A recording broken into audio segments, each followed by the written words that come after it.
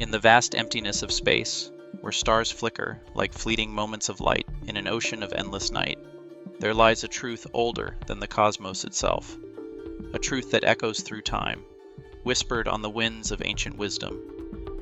The universe, in all its grandeur, holds secrets beyond the grasp of the mortal mind, and yet, beneath the vastness of this unknowable expanse, one thing remains eternally clear: true mastery, true power, and true understanding are born from discipline.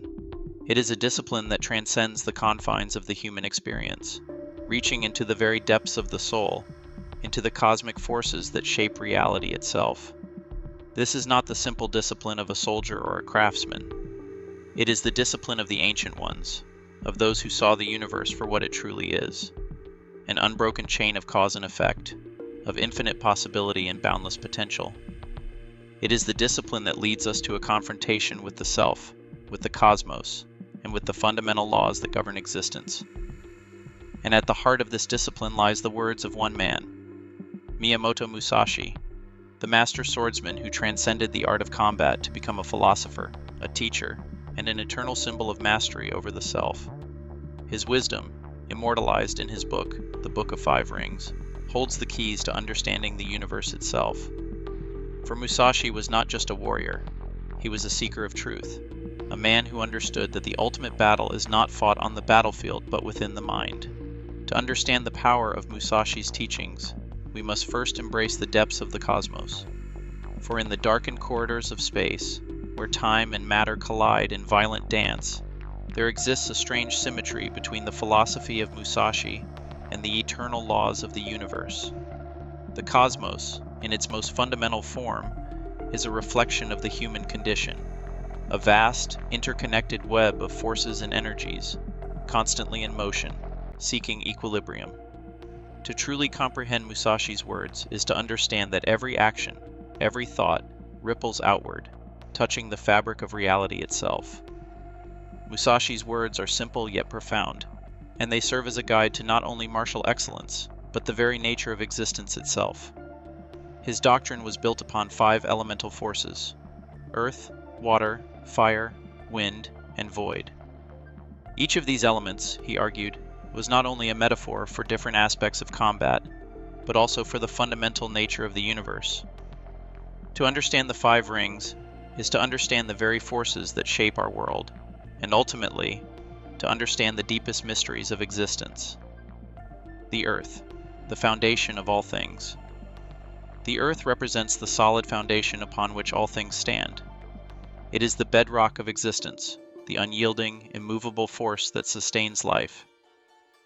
In Musashi's philosophy, the earth symbolizes stability, strength, and endurance. Just as the earth supports every living thing, so too must the practitioner of discipline ground himself in unshakable principles. The earth is the foundation of our mastery, the solid base upon which everything else is built. In the same way that the earth holds the stars and the planets in their orbits, our own discipline must hold our actions and thoughts in place, providing stability in the face of chaos. The earth teaches us patience, perseverance, and the necessity of enduring hardship. It reminds us that true strength is not the result of grand gestures, but the quiet, steadfast commitment to the process, day after day, moment after moment. The water, the flow of life. Water is the most adaptable of all the elements. It takes the shape of whatever vessel it is placed in, flowing freely and without resistance, yet it also has the power to carve mountains and shape landscapes. In Musashi's philosophy, water represents adaptability, fluidity, and the ability to adjust one's actions to fit the changing circumstances of life. Water's greatest power lies in its ability to flow with ease, to bend without breaking, and to transform the very landscape of the world. Just as water shapes the world around it, so too must we shape ourselves. To be too rigid, to be too fixed in one's ways, is to fall victim to the tyranny of the ego, to be blinded by pride and ambition. Water teaches us the value of humility, the necessity of remaining flexible, and the importance of responding to the changing currents of existence.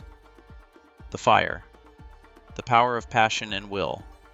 Fire, the element that burns with an intense and unyielding heat, represents the force of will, of drive, and of passion. It is the element that fuels action, that propels us forward when all else seems to stand still. In Musashi's philosophy, fire is the energy that drives us to act, to push beyond our limits, to strive for mastery in all things. But fire is also dangerous. It can consume and destroy if not controlled. Musashi understood this well. He knew that while passion and willpower are necessary for success, they must be tempered with wisdom. The fire that burns within must be controlled, for without control, it becomes a destructive force that consumes everything in its path. The fire represents the raw, untamed energy that exists within us all, but it is our discipline that keeps it in check, preventing it from burning us alive. The wind, the breath of the unknown. Wind, the unseen force that shapes the world in ways both subtle and powerful, represents the unknown. It is the element of change, of impermanence, and of the constant flow of time. In Musashi's philosophy, wind symbolizes the ever-changing nature of the world, the unpredictability of life, and the need to remain open to the mysteries of existence. Just as the wind blows where it will, we must learn to move through the world with grace and fluidity. The wind teaches us to embrace uncertainty, to live in the moment, and to accept the impermanence of all things. It is a reminder that we are not in control of the world around us, but that we must adapt to it, just as the wind shapes the landscape over time. The void, the empty space of infinite potential. The void is the most mysterious and elusive of all the elements. It is the emptiness that exists beyond all things, the space in which all possibilities are born. In Musashi's philosophy, the void represents the ultimate state of mastery, a state of perfect stillness, of inner peace, and of understanding beyond words. To understand the void is to understand the deepest truth of existence. It is the space where all things come from and return to, the infinite potential from which all creation springs. The void is the state of ultimate freedom, where one is no longer bound by the limitations of the ego, the self, or the material world.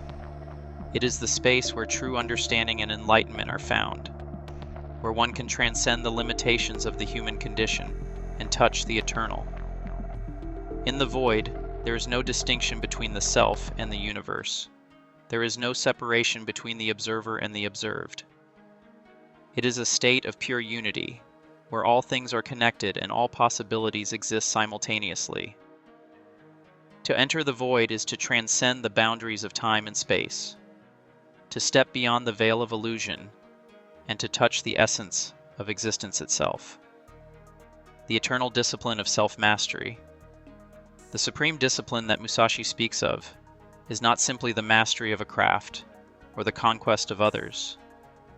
It is the mastery of the self, the continual refinement of one's mind, body, and spirit in the pursuit of the ultimate truth. It is the practice of seeing beyond the illusion of separateness, beyond the distractions of the material world, to touch the deeper currents that flow beneath the surface of existence. To master the self is to confront the shadows within, to face the darkest corners of the mind where fear, doubt, and desire reside. It is a process of stripping away the false identities and illusions that we cling to, of letting go of the ego and its endless cravings. It is the discipline of learning to see things as they truly are, without judgment, without attachment, without illusion. Musashi understood that the path to mastery was not an easy one. It is a path of endless effort, of unrelenting practice, and of constant self-examination.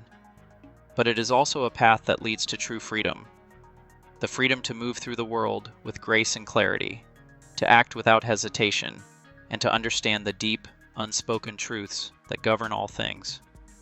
The true discipline is not simply about achieving power or success in the conventional sense.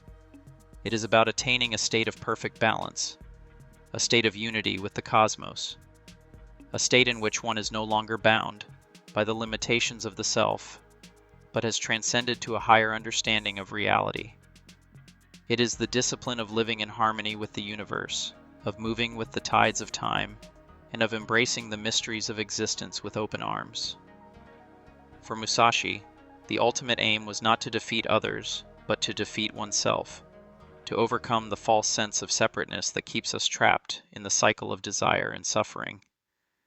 And in that defeat, in that ultimate surrender to the cosmic flow, we find our true power, our true freedom, and our true self. This, then, is the supreme discipline. The discipline to live in the present moment, to embrace the mysteries of the universe, and to walk the path towards self-mastery, not for glory, but for the peace that comes from understanding the deepest truths of existence. It is the discipline of the eternal, the discipline of the void, and the discipline of the cosmos itself.